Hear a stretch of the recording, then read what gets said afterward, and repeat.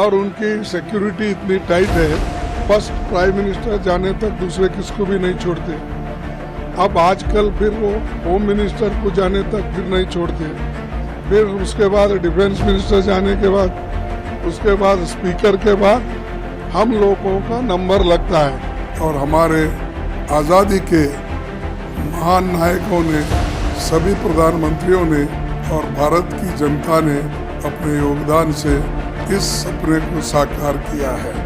कुछ लोग ऐसे जताते हैं कि भारत की प्रगति पिछले कुछ वर्षों में ही हुई है, वो गलत सोच है।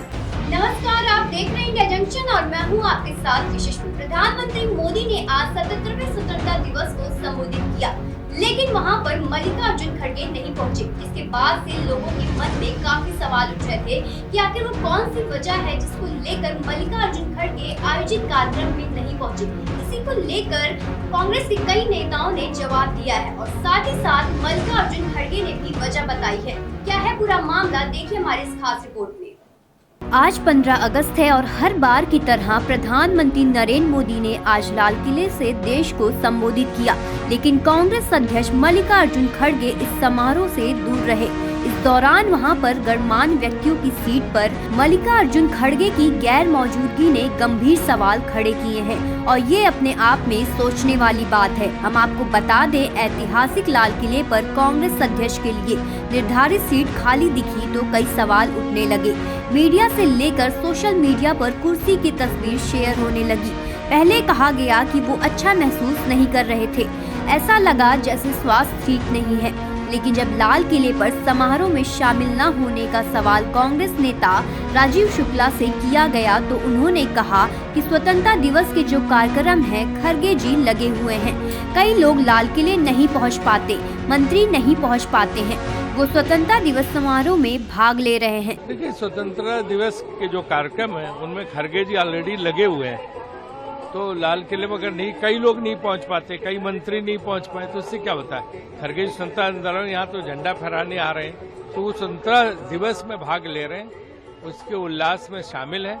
यही सब जगह पर जगह जगह लोग कर रहे हैं। जब मीरा कुमार से पूछा गया तो उन्होंने कहा कि खड़गे साहब यहाँ आए और हमें संबोधित किया, उन्होंने देश की जनता को उत्साहित किया है।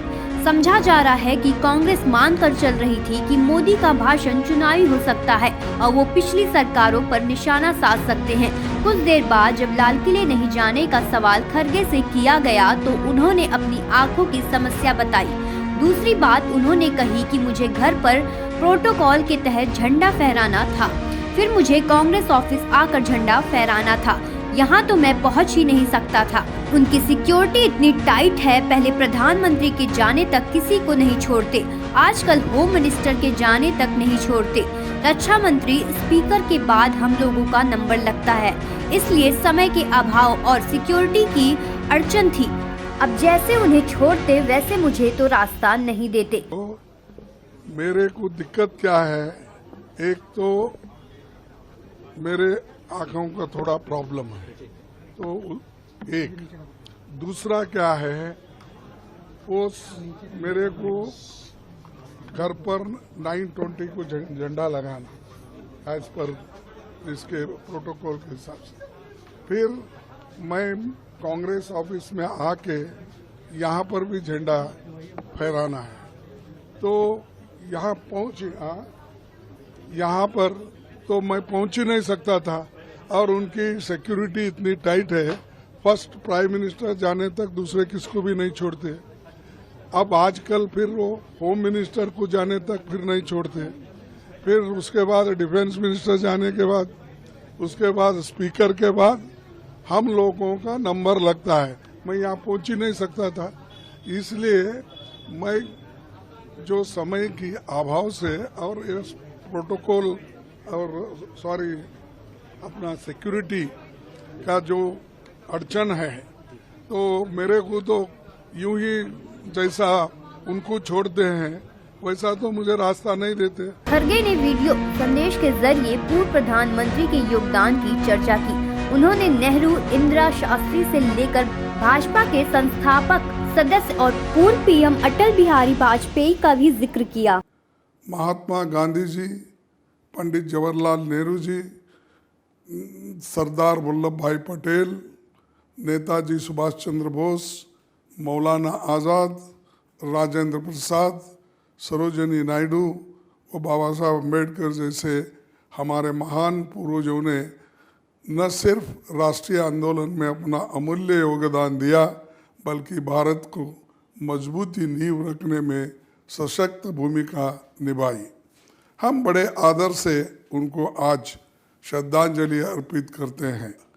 अटल बिहारी वाजपेयी जी सहित सभी प्रधानमंत्रियों ने हमेशा देश के लिए सोचा और विकास के अनेकों कदम उठाए। खरगे ने कहा कि सभी प्रधानमंत्रियों ने हमेशा देश के लिए सोचा और विकास के कदम उठाए। आजकल कुछ लोग ऐसे जताते हैं कि भारत की प्रगति पिछले कुछ वर्षों में ही हुई है कि आज लोकतंत्र, संविधान और ऑटोनोमस बॉडीज तीनों पर बहुत बड़ा खतरा है। विपक्ष की आवाज दबाने के लिए नए नए हथकंडे अपनाए जा रहे हैं। सीबीआई, ईडी, इनकम टैक्स की रेड्स तो हो ही रही है, इलेक्शन कमीशन को भी कमजोर किया जा रहा है। पार्लियामेंट में विपक्ष के सांसदों को निलंबित कर उनकी आवाज को कुचलने की कोशिश की जा रही है। किसी का माइक बंद हो रहा है या किसी के शब्द एक्सपंज हो रहे हैं। ये गलत सोच है। आज ये कहते हुए पीड़ा हो रही है कि विपक्ष की आवाज दबाने के लिए नए नए हथकंडे अपनाए जा रहे हैं। चुनाव आयोग को भी कमजोर किया जा रहा है। विपक्ष के सांसद निलंबित किए जा रहे हैं, माइक बंद हो रहे हैं या भाषण से शब्द निकाले जा रहे हैं। खबरों से जुड़े रहने के लिए सब्सक्राइब करें हमारा चैनल इंडिया जंक्शन।